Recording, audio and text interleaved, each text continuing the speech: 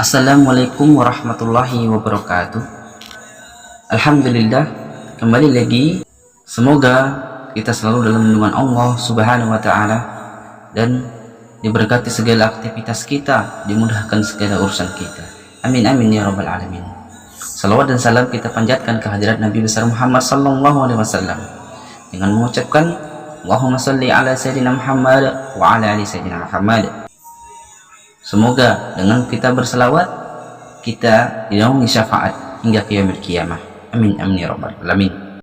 Dan di kesempatan kali ini saya akan membagikan cerita dari kisah-kisah para malaikat tentang Israel masukkan roh ke badan Adam alaihissalam.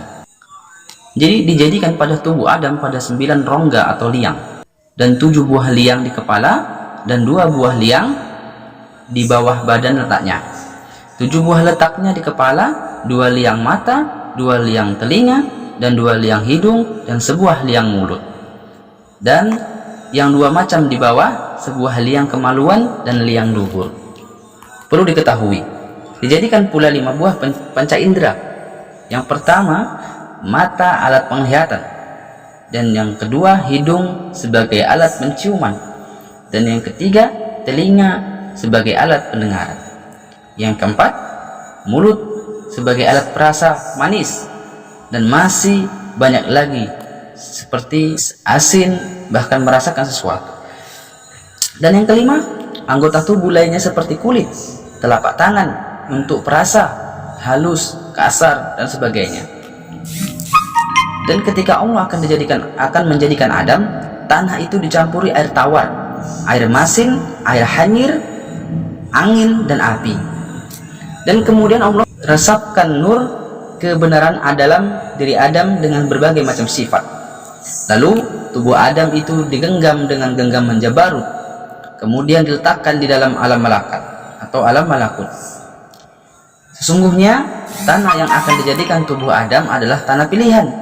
Maka sebelum dijadikan patung, tanah itu dicampurkan dengan rempah-rempah, wangi-wangian, dan nur sifat Allah, dan disirami atau dirasmi dengan air hujan atau bahrul uluhiyah.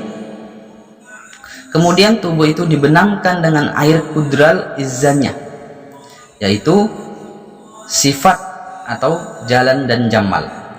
Lalu diciptakan menjadi tubuh Adam yang sempurna.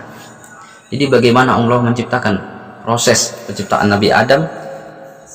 Disinilah kita tahu bahwasanya ada proses di mana Allah menciptakan Nabi Adam alaihissalam. Coba kita perhatikan firman Allah dalam surat Ad-Dar ayat 1 sebagaimana yang berbunyi sebagai berikut, yang artinya, apakah tidak datang kepada manusia kabar berita suatu zaman yang tidak dapat disebut-sebutkan menurut perhitungan manusia? Yang maksudnya Allah menciptakan alam semesta dan termasuk Adam dalam waktu yang sangat lama, yang tidak dapat ditaksir dan dikira-kira menurut perhitungan manusia zaman sekarang. Menurut keterangan ulama, ketika tubuh Adam diselubungi dalam waktu 120 tahun, 40 tahun di tanah yang kering, 40 tahun di tanah yang basah, dan 40 tahun yang hitam dan berbau. Kemudian Allah rubah tubuh Adam dengan rupa kemuliaan, maka tutuplah pemandangan mata malaikat daripada melihat hakikat yang sebenarnya. Mereka memandang rendah akan bakal kejadian Adam lantaran menurut penglihatan yang nyata asal kejadian Adam. Tidak lain sebabnya dari kurang makrifat mereka. Memang para malaikat telah mengetahui bahwa Adam ini akan menjadikan khalifah Tuhan di dunia. Sudah tentu mereka merasa heran ataupun bingung, mengapa orang yang akan menjadikan khalifah Tuhan demikian asal kejadiannya, sedangkan bangsa malaikat asal kejadiannya mereka dari cahaya. Demikian pula roh, ketika itu diperintahkan masuk ke dalam tubuh Adam, ia pun merasa enggan, segan, dan malas untuk masuk ke tubuh Adam yang masih merupakan patung yang kini sudah mengeras seperti batu. Roh itu bukan masuk, malah ia berputar-putar mengelilingi patung Adam yang terlantar. Di situ di sekeliling malaikat yang menyaksikan seperti Jibril, Mikail, Israfil, dan Israel, dan lain-lain malaikat. Banyak malaikat yang menyaksikan kejadian itu. Lalu kemudian Allah menyuruh malaikat Israel untuk memaksa roh itu masuk ke dalam tubuh Adam. Dan pada akhirnya roh itu pun tidak mau masuk ke dalam ruhnya Nabi Adam. Demikianlah Allah memberikan kekuatan kepada Israil untuk memasukkan roh ke dalam tubuh Adam. Dahulu Israil ditugaskan mengambil tanah untuk Adam, dan kini dia pula ditugaskan untuk mencabut nyawa umat manusia. Setelah ia meresap ke kepala Adam, maka terjadilah otak dan tersusunlah urat-urat saraf dengan sempurna. Kemudian terjadilah matanya. Seketika itu matanya terus terbuka melihat dan melirik ke kiri dan ke kanan, dan juga melihat ke bawah di mana sebagian daripada badannya masih berupa tanah yang keras. Lalu dilihatlah kiri dan kanan para malaikat yang sedang menyaksikan kejadian dia. Ketika itu telinga Adam telah dapat mendengar para malaikat mengucap tasbih memuji kebesaran Allah Subhanahu wa taala dengan bermacam-macam ucapan kalimat tasbih dengan suara merdu dan mengasyikkan. Lalu kemudian ketika roh sampai ke hidungnya, lalu ia bersin serta mulutnya terbuka. Ketika itu Allah ajarkan mengucap Alhamdulillah. Itulah ucapan Adam pertama kali ke hadrat Allah Subhanahu wa taala. Lalu Allah berkata, Yarhamukallah, yang artinya semoga engkau diberi rahmat Allah. Oleh karena itu, jika orang bersin menjadi ikatan sunnah mengucapkan Alhamdulillah, dan orang yang mendengarnya sunnah mengucapkan Yarhamukallah. Kemudian ketika roh sampai pada dadanya, tiba-tiba saja ia mahu bangun, padahal sebagian badannya ke bawah masih menjadi tanah keras. Di sini menunjukkan sifat manusia yang suka tergesa-gesa, tidak sabar, sebagaimana firman Allah Subhanahu wa taala yang maksudnya, dan adalah manusia itu suka tergesa-gesa.